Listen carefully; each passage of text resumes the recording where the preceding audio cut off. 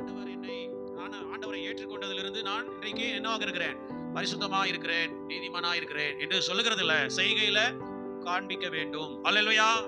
ஆண்டவர் சொல்றார், நம்மை பார்த்து என்ன சொல்றாரா? மரத்தை போல நாம இருக்கிறோம். ஆண்டவருடைய பார்வையில நாம என்னவாக இருக்கிறோம்? மரத்தை போல இருக்கிறோம். நாம என்ன எப்படி இருக்கணுமா? நல்ல கனிகளை கொடுக்கிற மரமாய் ஆண்டவர் எதிர்பார்க்கிறார். அல்லேலூயா.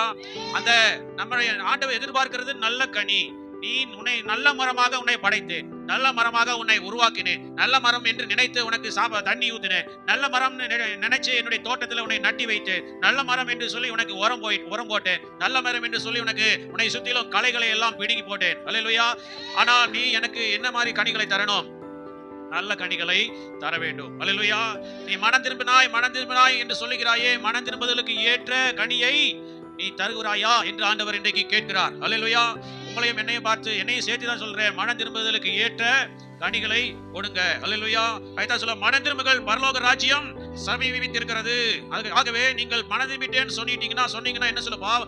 மனம் திரும்புதலுக்கு ஏற்ற கனிகளை கொடுங்கள். 9ஆம் வசனத்தை சொல்லுகிறார். அல்லேலூயா. நீங்க நான் மனம் திரும்பிட்டேன் அப்படின்னு மனம் திரும்பிட்டீங்களான்னு கேட்கும்போது மனம் திரும்பிட்டேன்னு சொல்றீங்கன்னு வச்சுங்க. ஆனா மனம் திரும்புதலுக்கு ஏற்ற கனியை தர வேண்டும். அதை விட்டுட்டு நான் யார் தெரியுமா?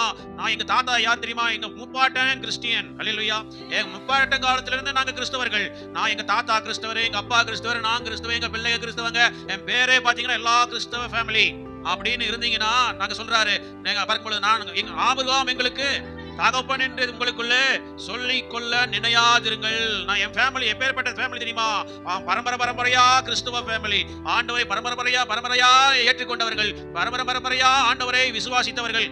அதெல்லாம் வேஸ்ட். நீங்க இப்ப எப்படி இருக்கிறீங்க? அல்லேலூயா. இப்போது உங்களுடைய வாழ்க்கை எப்படி இருக்கிறது? மனம் திரும்பின வாழ்க்கையா இருக்கிறதா? அல்லது பழைய காலத்தையே நான் ஆதியில எப்படி இருந்தேன் தெரியுமா? நான் எப்படி ஆதியில் இருந்த தெரியுமா? நான் எப்ப எத்தனை வருஷம் விசுவாசின்னு தெரியுமா? உங்களை 35 வருஷம் விசுவாசி, 50 வருஷம் விசுவாசி, 100 வருஷம் விசுவாசி, கணக்கே எத்தனை வருஷ கணக்கில் விசுவாசியா இருந்தாலும் மனம் திரும்பாவிட்டால், மனம் திரும்புவதற்கு ஏற்ற கனிகளை கொடாமல் இருப்பீர்கள் என்றால் நீங்கள் இத்தனை வருஷம் விசுவாசிகளா இருந்தது வீண். அல்லேலூயா. மனம் திரும்புதலுக்கு ஏற்ற கனிகளை கொடுக்க வேண்டும். அல்லேலூயா. அதான் இந்த கல்லுகளினாலே ஆபிரகாமுக்கு பிள்ளைகளை உண்டு பண்ண வல்லவராய் இருக்கிறார். நீங்க பரம்பரையை சொல்லி மாறு தட்டிட்டு இருக்காதீங்க. அல்லேலூயா. என் பரம்பரை என்ன தெரியுமா? நான் எப்பேற்பட்ட கிறிஸ்தவன் தெரியுமா? நான் முழங்கால் என்ன எப்படி அற்புதம் நடக்கு தெரியுமா? அதெல்லாம் வேஸ்ட். அல்லேலூயா. நீங்க மனம் திரும்பிட்டீர்களா? மனம் திரும்பினால் அதற்குண்டான கனிகளை கொடுக்க வேண்டும். அல்லேலூயா.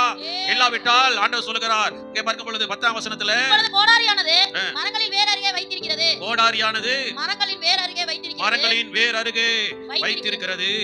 ஆகையால் நல்ல கனி கொடாத மரம் எல்லாம் வெட்டுண்டு அக்கினியிலே போடப்படும். கரங்களை தட்டி ஆண்டவர் மகிமைப்படுத்துவோம். ஹல்லேலூயா, ஹல்லேலூயா, ஹல்லேலூயா. நாம என்ன செய்யணும்? மரமாக ஆண்டவர் வைத்து நட்டி வைத்திருக்கிறார். சபையிலே, அந்த உலகத்திலே நம்மை நட்டி வைத்திருக்கிறார். ஹல்லேலூயா. இங்க பார்க்கும் பொழுது நம்ம மரமாக இருக்கிறோம். ஆண்டவர் சொல்லுகிறார், நீ என்ன செய்யணும்? நல்ல கனி கொடாத மரம் எல்லாம் வெட்டுண்டு அக்கினியிலே போடப்படும். மனம் திரும்பாத மரம் எல்லாம் நல்ல மனம் திரும்புதலுக்கு ஏற்ற கனி கொடாத மரம் எல்லாம் எங்கே போகுமா? வெட்டுண்டு அக்கினியிலே போடப்படும். அல்லேலூயா. நீங்க மனம் திரும்பாவிட்டால், மனம் திரும்புதலுக்கு ஏற்ற கனிகளை கொடுக்காவிட்டால் நீங்கள் எங்கதான் போவீங்க? அக்னியிலே தான் போவீங்க. அல்லேலூயா. நம்ம வளர்த்தது ஆண்டவர் வளர்த்திட்டாரு, கஷ்டப்பட்டு நீங்கள் கனிகளை, நல்ல கனிகளை கொடுக்க வேண்டும் என்றுதான் ஆண்டவர் உங்களை வைத்திருக்கிறார், வளர்த்தி கொண்டிருக்கிறார், உங்களை காப்பாற்றி கொண்டிருக்கிறார். அல்லேலூயா. ஆனால் நீங்கள் கெட்ட கனிகளை, கெட்ட சுபாவங்களை விட்டு நீங்கள் மாறாமல் இருப்பீர்கள் என்றால் ஆண்டவர் வெட்டி எங்கே போடுவாராம்? அக்கினியிலே போடுவார். அல்லேலூயா. ஞானஸ்நானம் பெறுவது பெருசில்ல. ஞானஸ்நானத்துக்கு முன்னாடியே மனம் திரும்புவது அவசியம். ஞானஸ்நானம் எடுத்தாலும் மனம் திரும்புவது அவசியம். மனம் திரும்பிக் கொண்டே இருக்க வேண்டும். அல்லேலூயா. ஒவ்வொருத்தருக்கும் அவங்களுடைய ஜென்ம சுபாவம் உடனடியாக மாறாது. படிப்படியாக பரிசுத்தமாகிக் கொண்டே இருக்க வேண்டும். அதைத்தான் சொல்லுகிறார் வெளிப்படுத்தின விசேஷத்துல, பரிசுத்தமாகிறவன் இன்னும் பரிசுத்தமாகட்டும். அல்லேலூயா.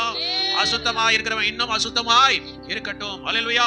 ஆக நம்முடைய வாழ்க்கையில நாம் எப்படி இருக்கிறோம்? நல்ல கனி கொடுக்கிற மரமாக இருக்கிறோமா? கெட்ட சுபாவங்களை நாம விட்டு நல்ல சுபாவங்களுடைய பிள்ளைகளா இருக்கிறோமா? முதல்ல நாம கெட்ட வார்த்தை பேசுகிறவர்களாக இருந்தோம். ஆண்டவரிடத்தில் வந்ததுக்கு அப்புறம் கெட்ட வார்த்தையை பேசாமல் இருக்கிறோமா? அல்லேலூயா.